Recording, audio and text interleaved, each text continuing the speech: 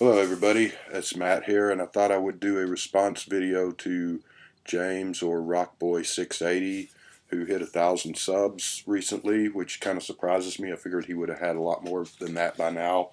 He's a good guy, got a really interesting and great channel, so check him out, Rockboy680, if you're not already subscribed or haven't watched his videos. So James asked us to pick a decade, the 60s, 70s, 80s, or 90s. Pick one of those and to name your favorite album from each year of that decade. I picked the 60s because it's my favorite decade music-wise. Probably should have gone with the 70s or the 80s because it would have given me a chance to have a little more variety. This one's going to be, I don't know how interesting this is going to be, as you'll see, variety-wise. One of these days, I thought before making a video picking the top 10 albums from each year of some different decades. That would give me some more variety. But going with one album per year, that's what James wanted to do. So, neat contest. Be sure to make your entry if that interests you. So, the 60s, we'll start with 1960. I don't know how well the lighting is in this. I should have done this during the day because it's a little funny with the lighting in here at night. Elvis is back. Big fan of the 50s Elvis. Past the early 60s, I kind of lose interest. Gets a little too square in MOR for my taste. But this is album he got out of the Army, first album back, and one of his best. Got some really good songs on there.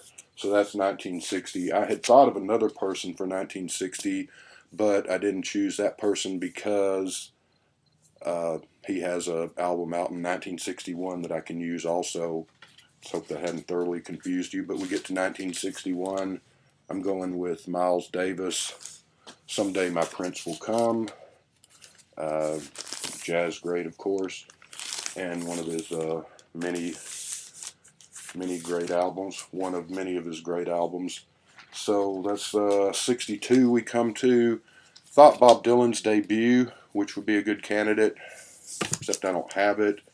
I'm going to go with the Beach Boys debut instead, Surfing Safari. The first album came out in 62. 1963. There's a lot of great choices I could have gone with, but I just have to go with my favorite.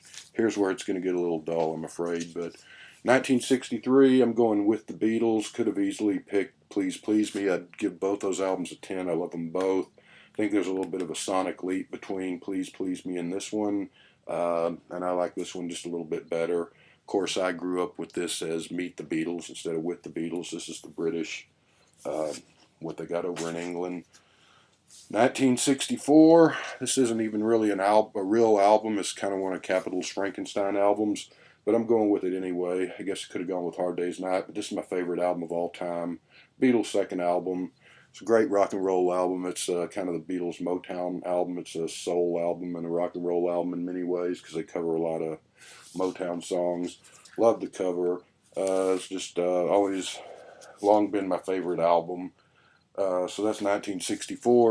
1965, well, here we go again. I'm going with Help. This is the American version, the one I grew up with. The English version is great too, probably better, truth be told. But I grew up with the American version. I don't mind the film music. I love Help is my favorite song of all time. And I love the James Bond theme that comes on before Help. It always seemed kind of odd to me when I hear the British version now to just go into the song without James Bond theme.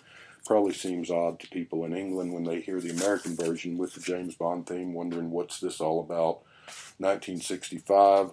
1966, it's these guys again. So, one of the greatest albums of all time. Not much to say about that. And 1967 we're up to, and what do you know, it's the Beatles again. So, and 1967 is arguably the greatest year of music with just a ton of spectacular releases, but I'll go with Sgt. Pepper. So 1968, finally we get a non-Beatle pick. The White Album's right up there and is really close, and I don't have this on vinyl anymore, sadly. I used to. I wish I still did. Kinks of the Village Green Preservation Society clips the White Album for me. comes out ahead by a little bit, but it's close. But this is my second favorite album of all time, and so it's only fitting that I picked that for the best album in 1968.